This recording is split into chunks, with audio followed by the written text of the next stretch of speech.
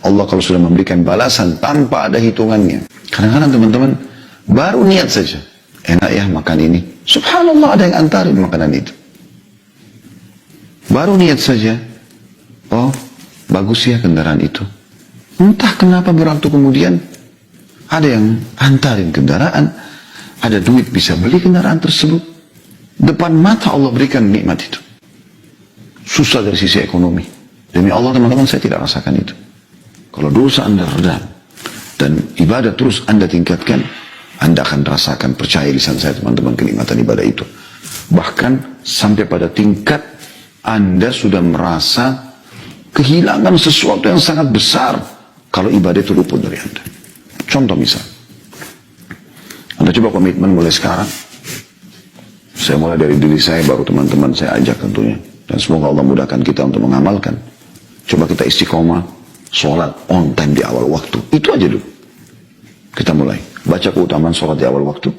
Anda bisa dengarkan ceramah kami di bahasan sahih atau targhib tarhib yang kita bahas di hari Jumat. Ya. Maka di situ Anda akan dengarkan setengah buku di jilid pertama itu, kurang lebih ya, itu membahas masalah sholat.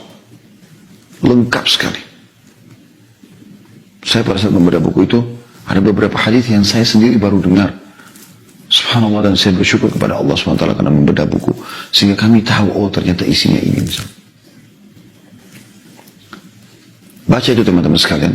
Coba terapkan dalam hidup. Terapkan dalam hidup. Dengan terus memaksakan diri.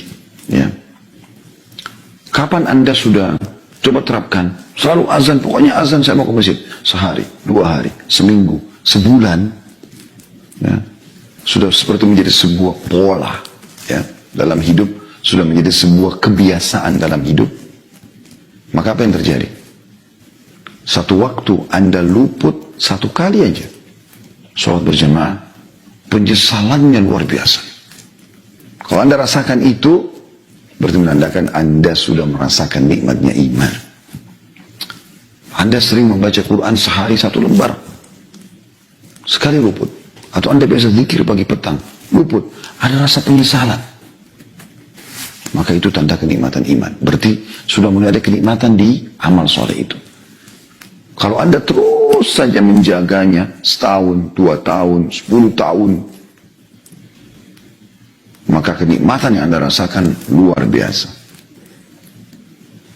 Allah Subhanahu wa Ta'ala akan memberkahi ibadah yang Anda kerjakan itu dengan muncul program-program yang Anda tidak pernah berpikir sebelumnya di ibadah itu. Contoh misalnya sholat malam.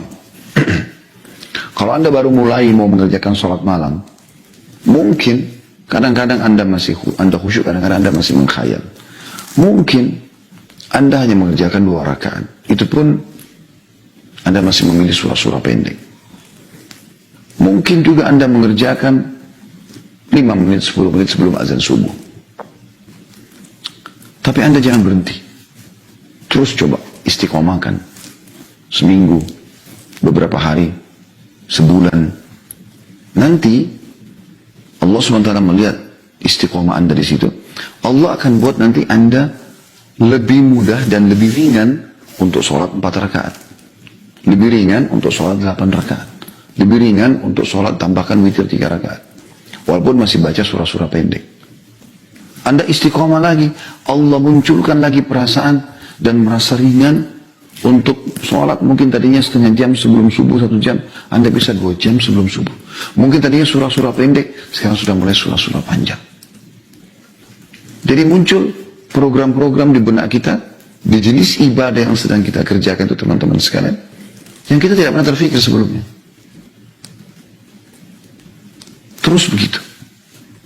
Sehingga makin indah rasanya ibadah itu. Contoh yang lain, Anda sedekah misalnya. Awal Anda mau terapkan sedekah, kadang-kadang berat gitu. Tapi Anda coba sedekahkan. Lalu kemudian Anda istiqomahkan coba sedekah itu. Rutin, komitmen setiap hari, saya akan keluarkan 1 bungkus nasi aja. Bisa. Atau saya menyumbang sehari 5.000 rupiah. 10.000 rupiah. Kalau Anda istiqomah, dengan tentu Anda kalau mau supaya termotivasi, Anda baca keutamaannya, fadilahnya. Tadi kayak sholat malam, fadilah sholat malam, sedekah, fadilah sedekah, Anda lakukan itu.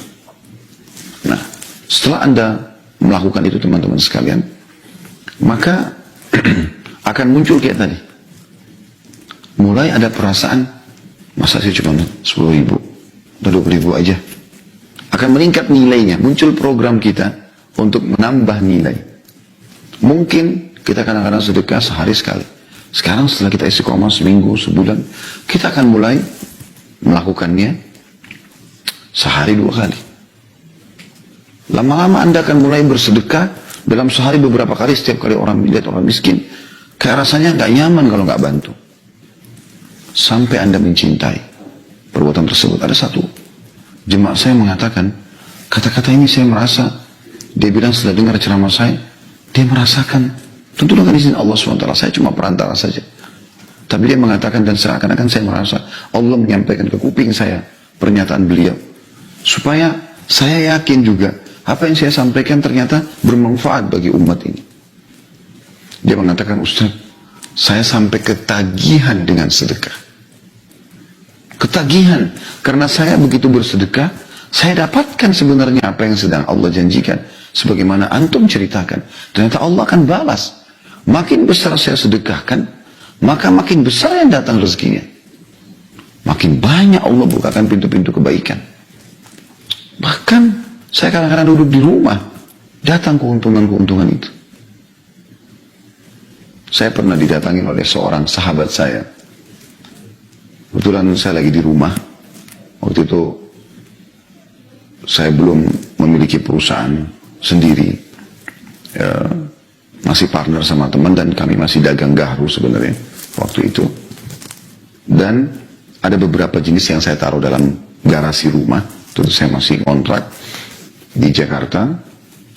Di garasi itu saya buat ada sebuah meja kerja kecil biasa untuk saya kerja, sekaligus saya susun materi ceramah biasanya. Partner saya ini seringkali datang, saya coba ambil gaharu berapa kilo, saya bilang silahkan diambil sama dia, dijual. Ya. Kebetulan kami sudah sepakat, dia jalan dengan dagangan dia, saya jalan dengan dagangan saya juga, kemudian kami satu perusahaan gitu ya. Dia datang, dia tawarkan sana sini, kadang-kadang seminggu dia datang, bawa ini sudah ada keuntungannya. Kebanyakan pembeli pada satu juga membayar cash misalnya, dibawalah sama dia. Sering dia buat begitu, dan sering kali kalau dia datang, saya di rumah gitu. Lagi nyusun materi di meja, terus dia dengan memperlihatkan kalau dia capek dalam mencari rezeki ini ya, ada keletihan. Terus dia mengatakan, Subhanallah Khalid, saya setengah mati tiada rezeki di luar, kok bisa rezeki datang kepada kamu sementara kamu duduk? Saya hanya tunjuk ke langit. Maksud saya, jaga hubunganmu sama yang di atas, semua akan baik kok ini sebenarnya. Rutinkan sedekah, jaga sholat, jaga kebaikan-kebaikan, Allah akan mudahkan semuanya. Allah akan mudahkan semuanya. Banyak orang mengatakan, oh kalau jadi da'i susah hidupnya. Padahal sedang menyampaikan agama Allah Subhanahu wa ta'ala. Susah dari sisi ekonomi. Demi Allah teman-teman, saya tidak rasakan itu. Dan saya lihat teman-teman yang komitmen menyampaikan dakwah yang benar, Allah bukakan rezekinya. Melimpah, kadang-kadang nggak minta gitu. Masya Allah, tabarakallah, makanan, minuman, pakaian, pasangan hidup, keturunan, luar biasa gitu. Alhamdulillah, saya punya beberapa unit usaha, bisa berjalan. Saya malah melihat itu keberkahan dari dakwah yang disampaikan. Bisa berjalan semuanya dengan baik. Tapi memang kata kuncinya, menjaga hubungan dengan Sang Pencipta Allah Subhanahu wa ta'ala. Sadarlah teman-teman, Allah maha melihat, maha menilai. Dan Allah kalau memberikan balasan pada saat anda istiqamah di atas agamanya, innallaha yarzuqu man yasha' bighairi hisab. Allah kalau sudah memberikan balasan tanpa ada hitungannya. Kadang-kadang teman-teman baru niat saja, enak ya makan ini, subhanallah ada yang antarin makanan itu. Baru niat saja, oh bagus ya kendaraan itu. Entah kenapa berwaktu kemudian ada yang antarin kendaraan, ada duit bisa beli kendaraan tersebut. Depan mata Allah berikan nikmat itu. Apa saja kita niatkan. Baru dia cuplikan Ka'bah. Masya Allah, enak benar orang tawaf. Kalau berapa hari kemudian, sebulan, 2 bulan, kita sudah ada di depan Ka'bah. Kuasa Ar-Rahman. Kuasa Zat yang maha pengasih, maha penyayang. Banyak orang yang tidak mau manja dengan Tuhannya. Padahal Allah mau kita manja, saudaraku sekalian. Allah mau kita manja. Kata Nabi SAW, Man lam yadu'ullah yaghdab alaih. Dalam hadis sahih riwayat Tirmidzi, siapa yang tidak berdoa kepada Allah, Allah marah padanya. Kalau kamu, saudaraku, tidak minta, tidak manja pada Tuhanmu, dia marah padamu.